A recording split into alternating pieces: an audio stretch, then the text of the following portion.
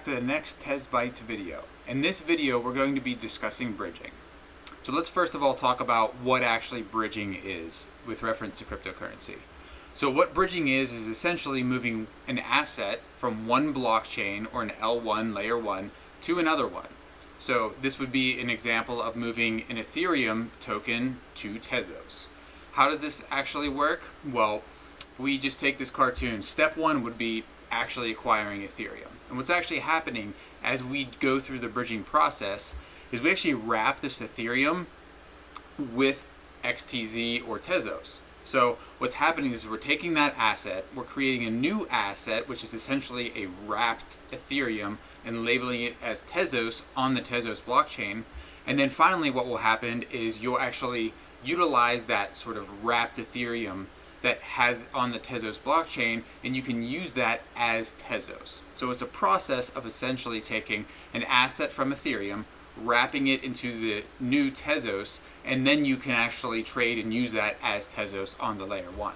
So why do we actually need this? Well, if you've tried to move assets from one blockchain to another one without a bridge, the only other way to do this is through a centralized exchange such as Coinbase. So what you have to do is take the asset you want to bridge, put that into your Coinbase account, sell it or trade it, and then move it back into a Tezos wallet. So this often involves many steps, and it can take a significant amount of time.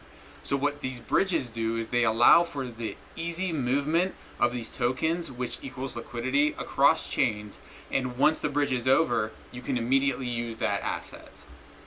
So how do we actually bridge? Well, if we're speaking specifically to Tezos, there's only one current mechanism to actually bridge, and that's using the Plenty Network's bridge. So what this bridge does is it allows interoperability between Tezos and the Ethereum network, just like we gave in the example above. So from start to finish, this takes about 5 minutes for the entire process to occur, and it's a little bit more involved than a typical transaction because it requires multiple confirmations. However, it's still fairly easy.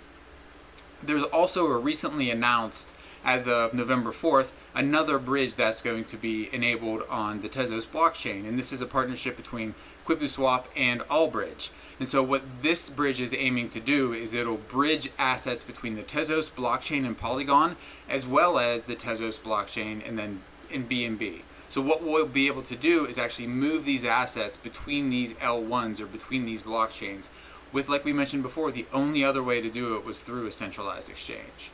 So when we look at what's actually been done on the Tezos blockchain, in the upper left, this is just statistics from Plenty's network bridge. So we observe all of the tokens that have actually been bridged from the Ethereum chain, which is currently the only one right now that can be, as well as the total volume and then the unit price today. So what we observe here is that there's actually quite a bit of assets that have been bridged, so there's a use case. And that use case, like we mentioned before, was to move liquidity over, whether that's for buying NFTs or participating in DeFi. So in the next video, what we'll do is we'll go through on that Plenty bridge and actually bridge assets. And on the right-hand side is actually an example from the Plenty bridge's interface. And once again, it's extremely easy to use. And we'll see you in the next video. TezTown.